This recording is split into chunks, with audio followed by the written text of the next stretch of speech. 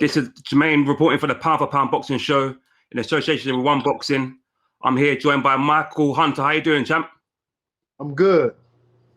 Brilliant. Michael, absolute pleasure having you on. Thanks for taking the time to join me today, man. Thank you. Brilliant. Michael, as I know you're in camp at the moment, ahead of your fight on June 19th against Mike Wilson. I want to ask you, how much do you know about this opponent and what dangers does he bring? Well, I know a little bit about him. I fought him in the amateurs to get to the Olympics, in the Olympic trials. He was the #1 American athlete at the time for heavyweights. And I know he comes with decent fundamentals.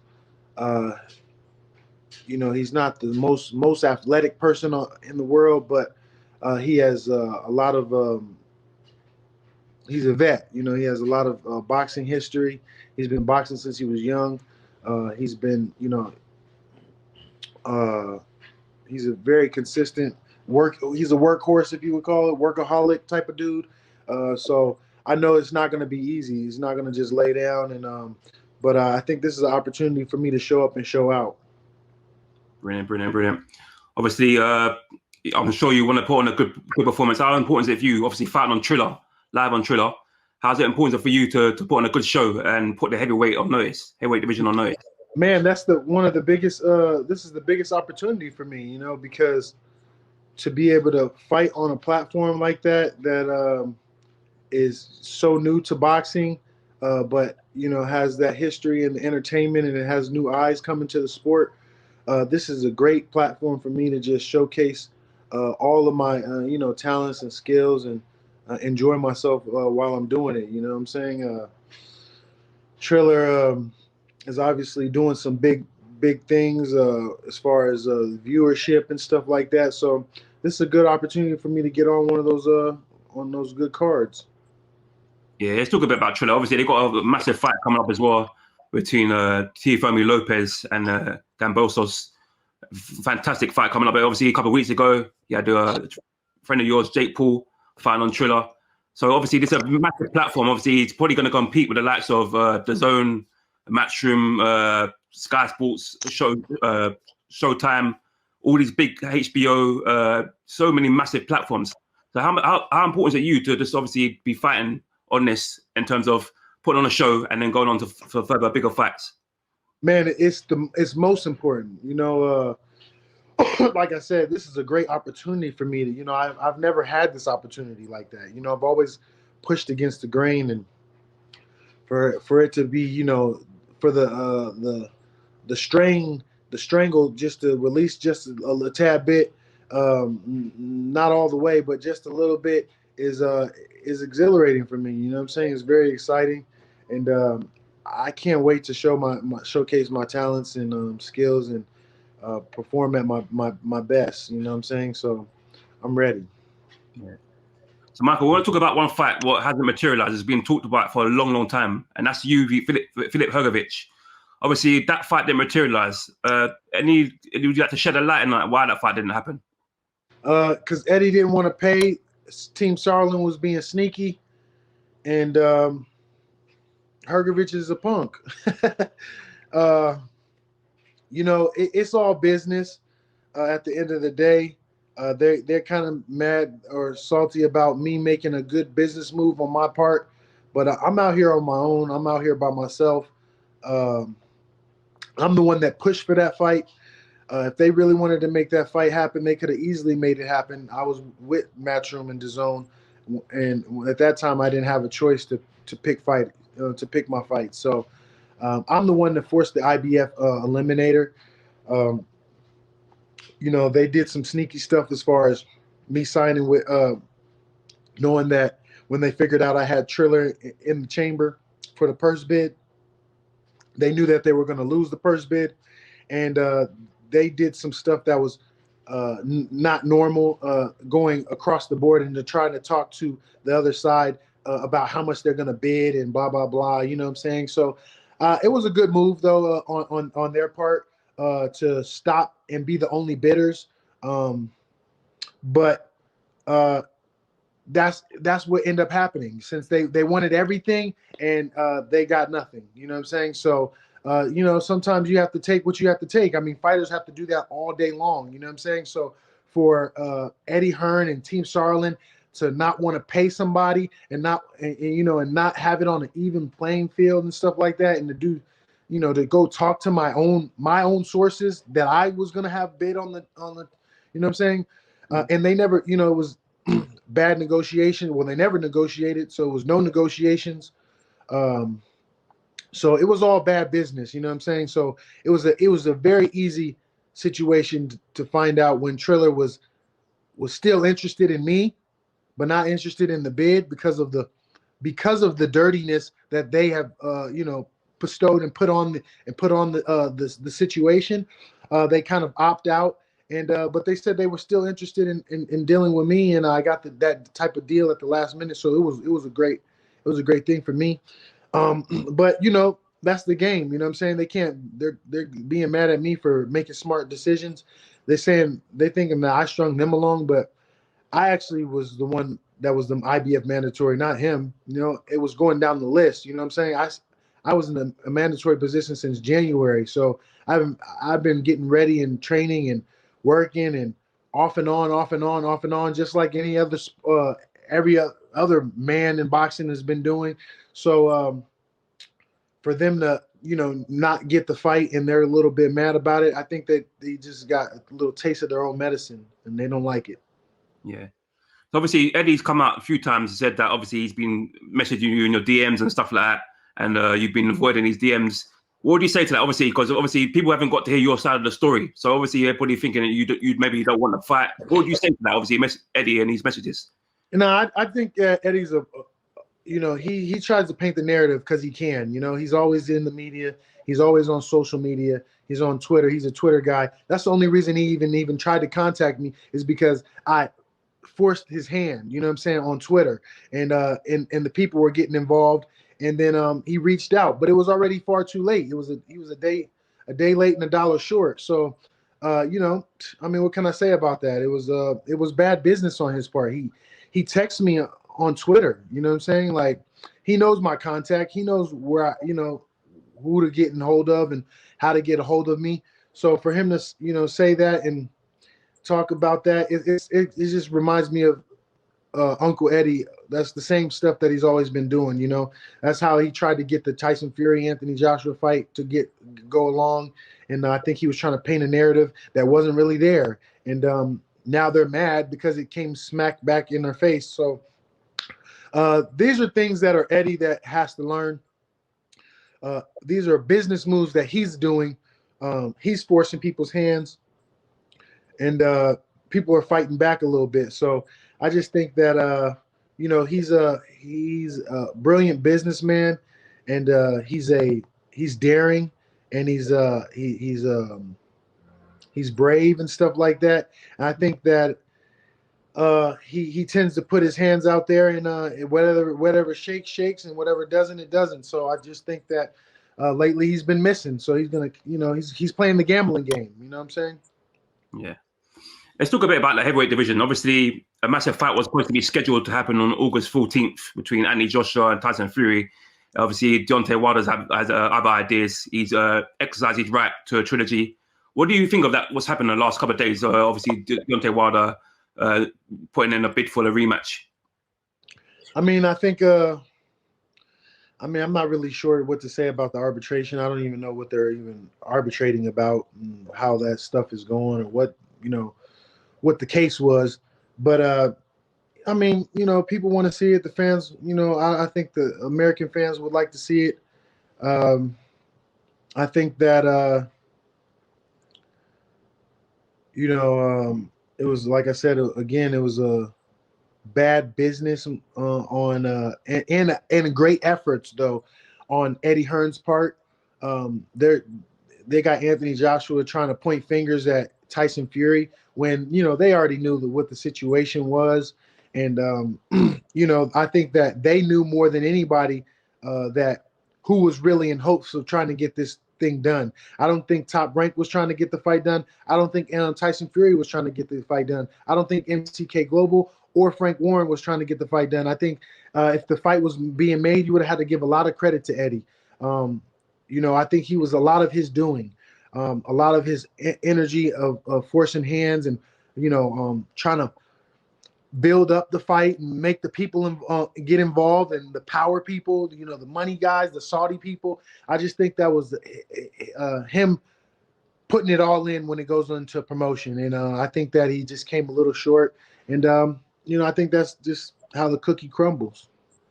Yeah. Obviously, for UK fan point, obviously, a lot of British fans are obviously upset about, obviously, that now Deontay Wilder's put his hat in the mix for a trilogy, that obviously that fight is not going to materialize anytime soon. What I want to ask you, though, is you had a recent fight in Saudi Arabia with Alexander Povetkin. Obviously, you just come out short in that fight. Some people say you won that fight, clearly won that fight. Do you think that obviously that you didn't get, because you didn't get the win, do you think that's kind of hindered you having a chance of fighting Dillian Whyte? Who, Dillian Whyte? Yeah. No, they wouldn't have never fought me. I was no closer. If I would have won that fight, I would have been even further away from getting that fight.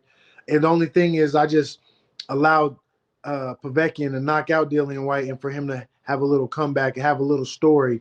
That was the only thing that arise from.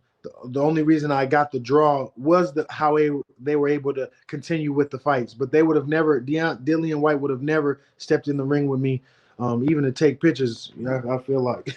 So I just don't, I don't see that at all. I think that Dillian Whyte knows I'm a problem, and I'm the person to stay away from. And I think that he's going to do that. Brilliant, brilliant. Obviously, I want to ask you, obviously, a bit about you've been training recently with Jake Paul. How's that been? And can you see him? Obviously, some people are a bit skeptical about Jake Paul in terms of, is he really a boxer, or is he just doing this for fun? How good does he look in the gym? And can you really see him going far in the sport? Well, this is nothing new. This is nothing new. The only thing new that is being publicized on a big stage. But they did this to Deontay Wilder. They did this to Canelo. They gave Canelo all the right fights in the beginning. You know what I'm saying?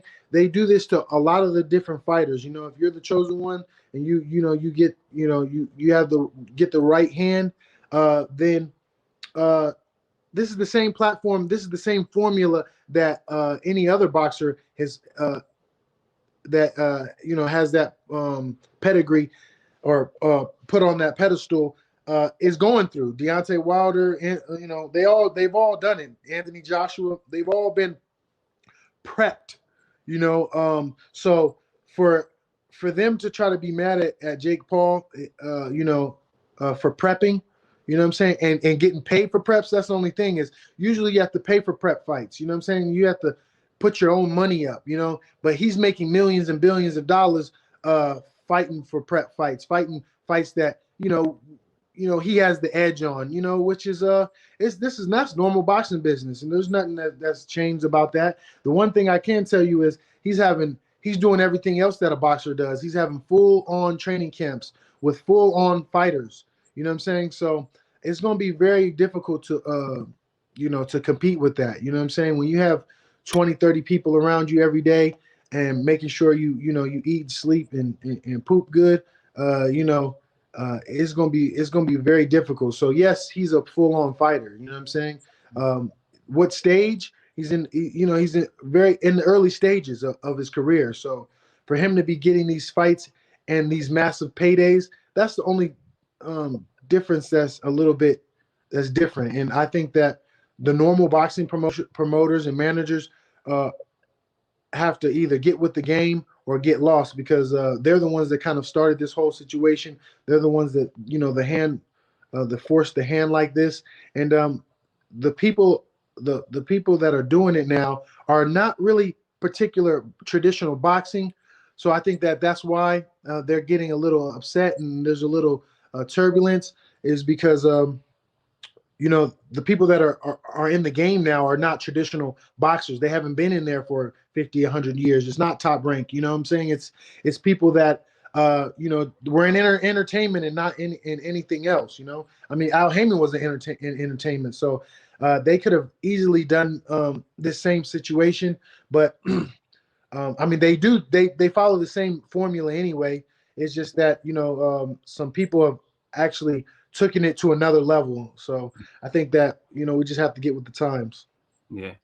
Obviously, Salon's come out and recently said that he wants to put Maris Bradus against Jake Paul for a world title. Can you ever see that fight materializing? Or is that No, him blowing smoke? no, I think that that's too big of a step.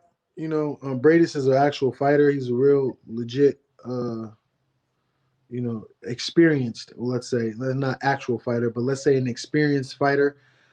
He's been through, you know, all sorts of, you know, terrain. And, you know, so that I don't see that fight happening. He's still going to fight people who have, you know, less than 10 fights, less than, you know, and he still has to pick. He's still in the beginning stages. I mean, we all act like, you know, in the beginning that you don't fight lesser opponents and they get stronger as they come.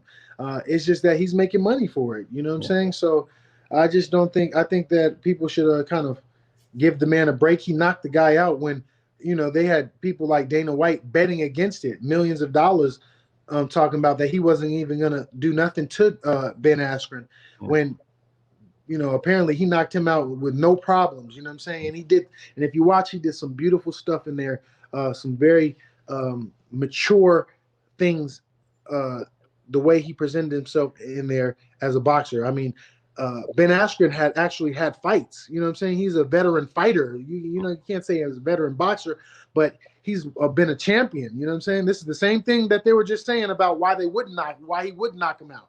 Yeah. So now he knocked the boy out, and you know he's still going to challenge himself. So now maybe next time he'll fight somebody that's actually a pure boxer. But you know, shoot, if he fights a couple milkmen or a couple, you know, mailmen, you know, like I said, Deontay Wilder did it like 25 times. So there's nothing different. I want to ask you, obviously, a fight was being talked about. They've been going back and forth on social media a lot. And obviously, Frank Warren's come out and said there's a fight between Jake Paul and Tommy Fury. Can you see that fight happening? Maybe. I think Jake might want to get a couple more fights in, get a little more experience, get a little more stronger. And then maybe, you know, maybe the fight could happen. I could definitely see it. It seems like it's being talked up on. You know, there's a story there. Brilliant. Let's talk a bit about you. Obviously, you've done very well at cruiserweight. You've gone up to heavyweight. I want to ask you though, what's the goal now? Obviously, you don't want to look past your opponent now on 19th of June, but for you, what's the goal? Do you want to go for world title after this? Yeah, absolutely. You know, that's something that's been a dream of my family's, to have that heavyweight title sitting in my home. So, you know, I grew up watching boxing and in the heavyweight division. So that's definitely the aim. You know, with all this terrain and turbulence going on and ups and downs with the heavyweight division and boxing in general, you know, me staying steadfast and staying consistent is the best and only thing that I really could do and can commit to. You know,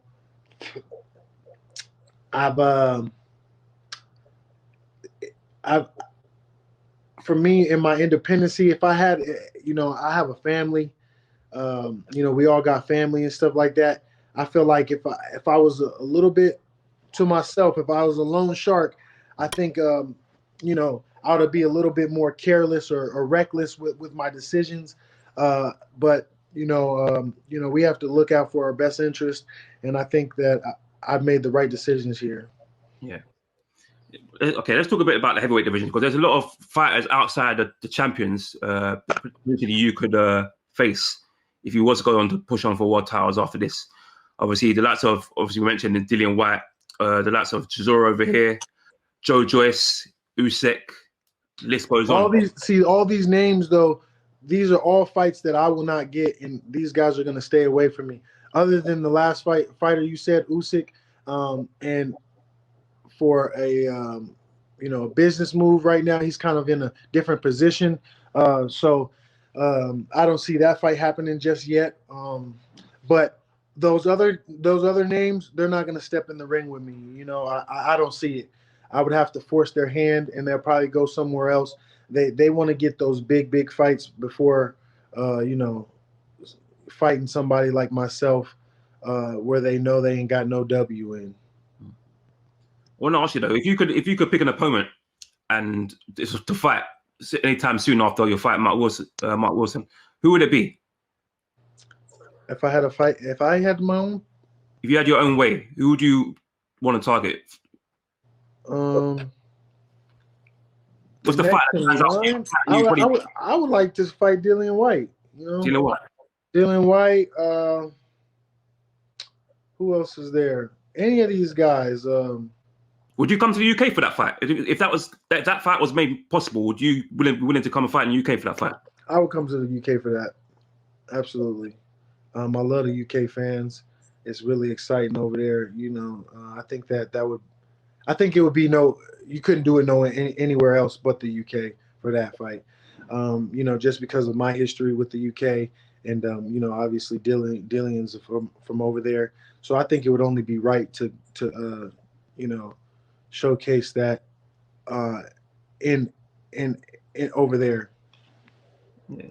I mean, it would be great to have you over here. Obviously, I'm sure you witnessed it before. English boxing fans love boxing in general. The crowds are always massive. Obviously, you've got some fantastic arenas over here, the likes of the O2, likes of Wembley Stadium. You've got so many massive stadiums you could fight in. So hopefully one day we can actually see you in the UK and get on with one of these champions. Yes, absolutely.